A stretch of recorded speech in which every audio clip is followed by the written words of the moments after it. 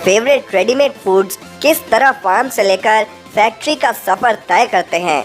आज इस वीडियो के जरिए हम आपको बताने और दिखाने वाले हैं, तो तैयार हो जाइए हमारे साथ इस मज़ेदार सफ़र पर चलने के लिए, जहां हम आपको इन पैक्ड फूड्स का मैन्युफैक्चरिंग प्रोसेस दिखाएंगे। आइसक्रीम किसे पसंद नहीं होती। बच्चे से लेकर बूढ़े हर कोई आइसक्रीम को शौक से खाते हैं, और अगर वो आइसक्रीम अमूल की हो तो फिर तो बात ही क्या। इंडिया में अमूल की आइसक्रीम बहुत ही पॉपुलर है और हर कोई इसे खाता भी है। पर आज हम देखेंगे कि अमूल की फैक्ट्री में आइसक्रीम बनती कैसे है। आइसक्रीम का सफ़र डेयरी फार्म से शुरू होता है, जहां गाय का दूध निकाला जाता है और उसे अमूल के प्लांट में भेजा जाता है। यहाँ पहुँचने पर दूध की जांच करी जाती है और क्वालिटी इंश्योर करने के बाद उसे स्टोरेज साइलोज में पंप कर दिया जाता है। अब शुरू होता है फिल्ट्रेशन और सेपरेशन का प्रोसेस, जिसकी वजह से क्रीम दूध से अलग हो जाती है।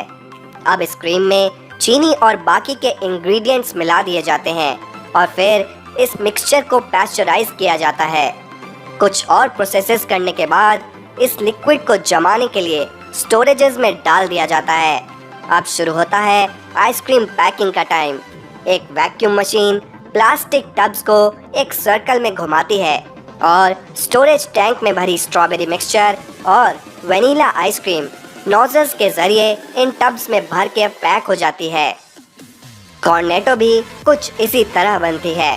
पहले एक मशीन खाली कोन्स को चॉकलेट से भरती है, फिर ऊपर से आइसक्रीम डाली जाती है और थोड़े ड्राई फ्रूट्स भी, जिसके बाद ये आइसक्रीम पैक करती जाती है। 1999 में लॉन्च होने के बाद से ही कुरकुरे इंडिया में सब लोगों को अपना दीवाना बना चुके हैं और इनका क्रेज कभी खत्म ही नहीं होता।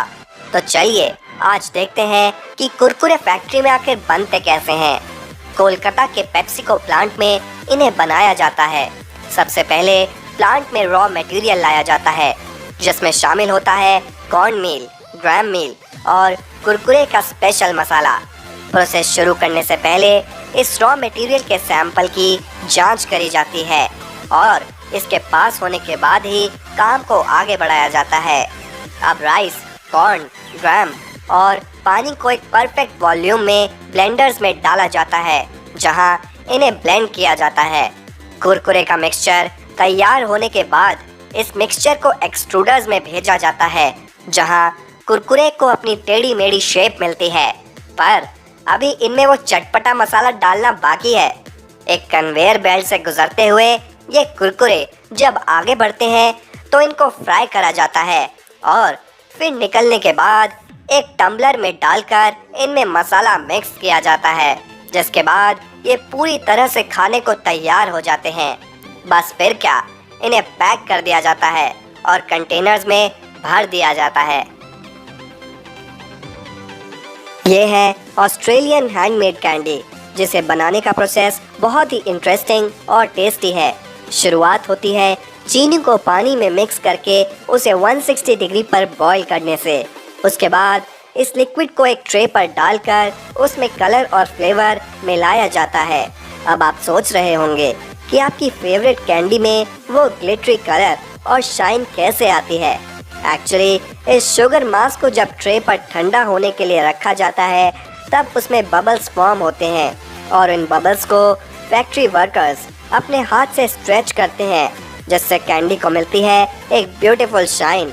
लास्ट में इन सभी कलर्स और फ्लेवर्स को ब्लेंड करा जाता है, जैसे पाइनएप्पल, वनीला या फिर लाइम। इसके बाद इस गर्मा गर्म कैंडी को स्ट्रेच करा जाता है और इसकी लंबी लंबी स्टिक्स बना ली जाती हैं। हैंडमेड होने के बावजूद भी ये वर्कर्स एक बार में 3000 कैंडी पीसेस तैयार कर लेते हैं और इस पूरे प्रोसेस में करीब 1 घंटा लग जाता है। पर ये कैंडी होती बहुत टेस्टी है।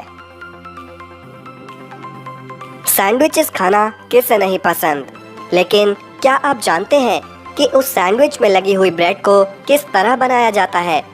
शुरुआत होती है वीट को हार्वेस्ट करने से, जहां मशीन्स खेतों में से गेहूं की फसल को कलेक्ट करके फैक्ट्री तक लाती हैं। गेहूं को पीसने के बाद यहाँ सबसे पहले फ्लावर को यीस्ट नमक, चीनी और पानी के एक मिक्सचर में ब्लेंड करा जाता है। यीस्ट ऐड करने की वजह से ब्रेड को मिलती है एक यूनिक फ्लफीनेस। ये मिक्सचर एक बहुत बड़े ड्रम में ब्लेंड करा जाता है, जिसके बाद ये मिक्सचर बिल्कुल आटे जैसा बन जाता है। अब इस डो को बड़े बड़े पीसेस में कट करके एक मशीन के थ्रू पास किया जाता है, जिसमें से ये डो छोटी बॉल्स में बनकर निकलता है।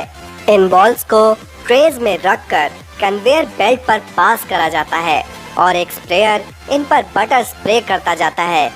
इसके बाद इन दो बॉल्स को ओवन में डाल दिया जाता है और फिर कुछ ही देर में ये ब्रेड आपके खाने के लिए बिल्कुल तैयार हो